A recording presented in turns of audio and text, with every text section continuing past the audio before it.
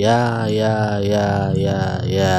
ketemu lagi dengan saya di channel Rune Mana Live.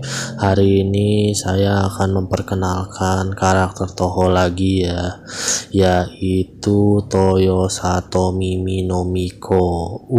Kepanjangan ya, tapi bisa dipanggil Miko juga ya, biar simpel ya. Sebelum saya mulai, saya mau bilang maaf ya bila ada kesalahan. Saya juga masih pemula ya. Terima kasih sudah mau nyempetin nonton video saya ini, dan jika kalian suka pembahasan ini, kalian bisa lihat di channel saya memperkenalkan karakter Toho yang lain. Oke, tanpa perlu basa-basi, langsung saja kita mulai videonya.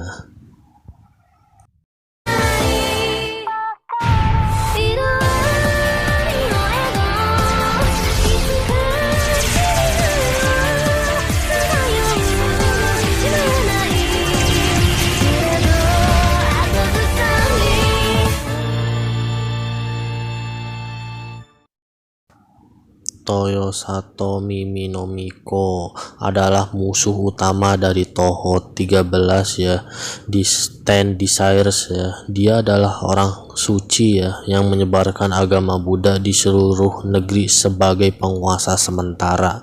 Seiga Kaku mengajarinya Taoisme sebagai pengikut pelatihan Taoisme ya, untuk mencapai keabadian. Dia sekarang menjalani hidupnya dengan sederhana tanpa beban sebagai seorang pertapa ya. Miko dicirikan sebagai sangat santai dan sering bercanda. Meskipun dia adalah pertapa abadi, dia masih cenderung terlibat dalam urusan yang lain ya, karena asal usulnya sebagai penguasa. Selama pertempuran, bagaimanapun dia tidak menunjukkan tanda-tanda kelemahan dan tampaknya benar-benar melihat ke lawan-lawannya. Sebagai seorang pertapa, dia tidak peduli tentang mengajarkan tekniknya kepada banyak orang yang ingin menjadi muridnya, dan hanya menggunakannya sebagai pelayan atau kurir ya. Dia itu baik dan ramah terhadap manusia pada umumnya. Namun karena kemampuannya, dia mungkin tidak mendengarkan percakapan orang lain. Toyo Satomi no Miko adalah identitas sebenarnya dari Pangeran Sotoku, seorang politikus dan pendukung agama Buddha di abad ke-6. Menurut profilnya, dia dilahirkan di sebuah kandang dan dihormati sebagai seorang jenius sejak usia yang sangat muda, mampu memberikan nasihat kepada orang-orang yang jauh lebih tua darinya. Dia habis-habisan dalam menampilkan bakat dan kemampuannya, tetapi karena kejeniusannya dia tidak puas. Dia mempertimbangkan bumi tidak berubah dari zaman para dewa, dan lautan masih dipenuhi sampai penuh. Mengapa manusia harus dipaksa untuk menerima kematian? Namun atas pertimbangan ini, dia akhirnya berbalik melawan nasib alamnya sebagai manusia untuk akhirnya mati. Dia kembali didekati oleh Seiga Kaku, seorang pertapa yang mendengarkan desas-desus tentang Miko dan mengajarinya cara Taoisme. Dia senang mendengar bahwa itu adalah agama yang merupakan realisasi keabadian sejati.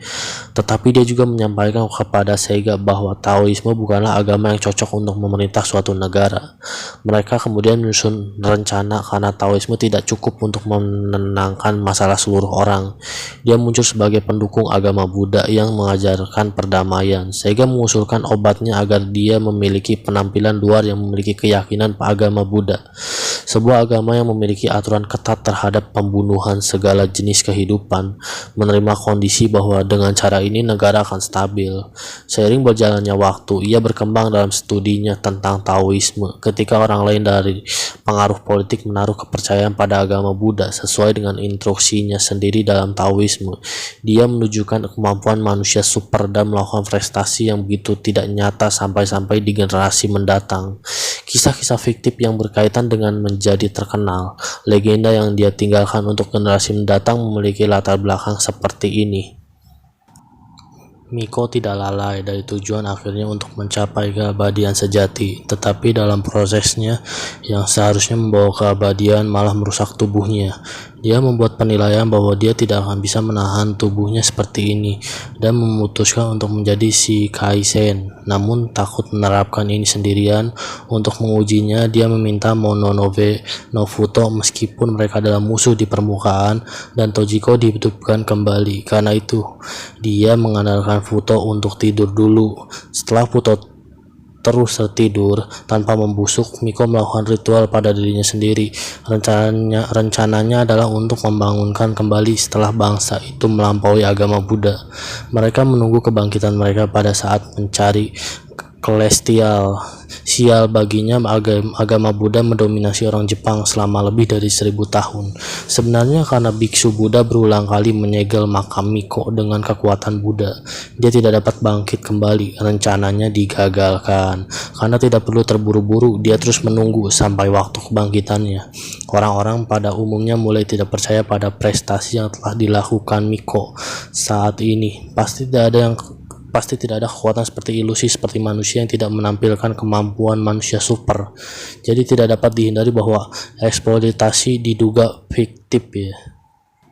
Oke, dan sekarang kemampuan Toyotomi no Miko ya. Yang pertama, mendengar percakapan 10 orang secara bersamaan. Seperti legenda Pangeran Sotoku, sangat pintar sehingga dia bisa memahami 10 orang yang menanyai sekaligus dan menjawab masing-masing dari mereka dengan jawaban yang sempurna.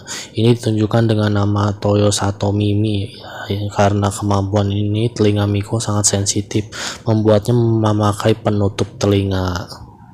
Selanjutnya, kemampuan Shikaizen. Miko telah dalam sihir Tao, tampaknya menyukai mantra bertema cahaya dan pedang. Dia telah menunjukkan sejumlah kemampuan yang biasanya terkait dengan pertapa, termasuk gerakan Sukuchi ya.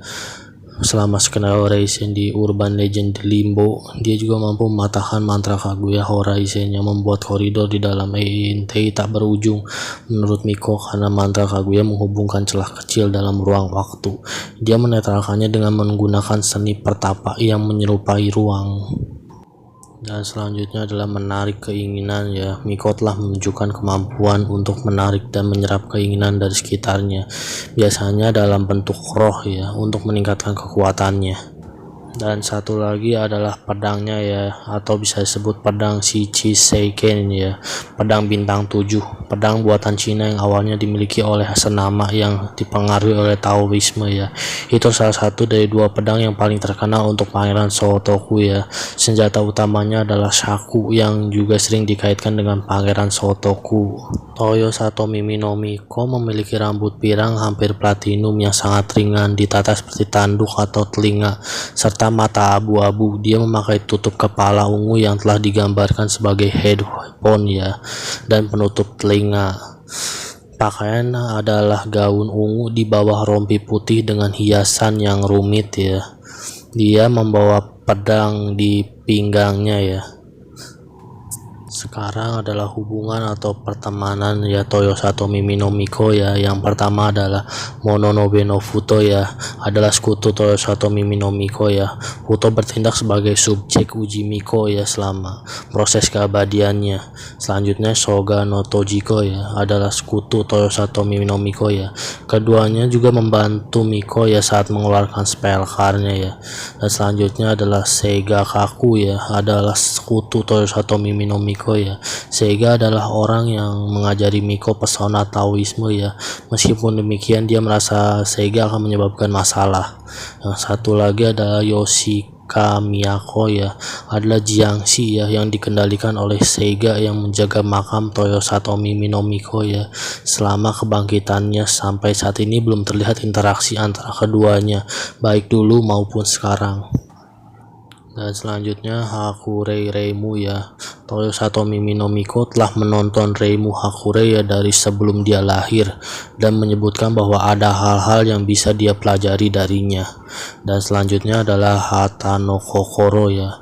Selama acara topeng, Miko mengakui Hata no Kokoro sebagai Tsumogami yokai dari 66 topeng yang dibuat Miko untuk Hata no Kawakatsu ya, pencipta legendaris Sarugaku ya.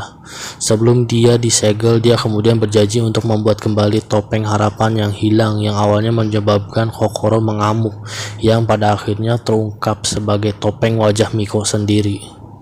Oke, segitu saja ya untuk mengenal Toyosato Mimi no Miko ya. Dia nyaris mirip saya ya, santai alias males ya. Tapi kalau ada kerjaan serius ya. Suka bercanda juga ya. Oke, menurut saya Miko sangat kawaii ya, apalagi dia bos terakhir di Tower 13 ya. Berarti Miko itu cukup kuat ya. Oke, terima kasih untuk menonton video ini sampai habis. Saya Rude Manalive. Sampai jumpa di perkenalan karakter Toho yang lainnya ya. Bye bye.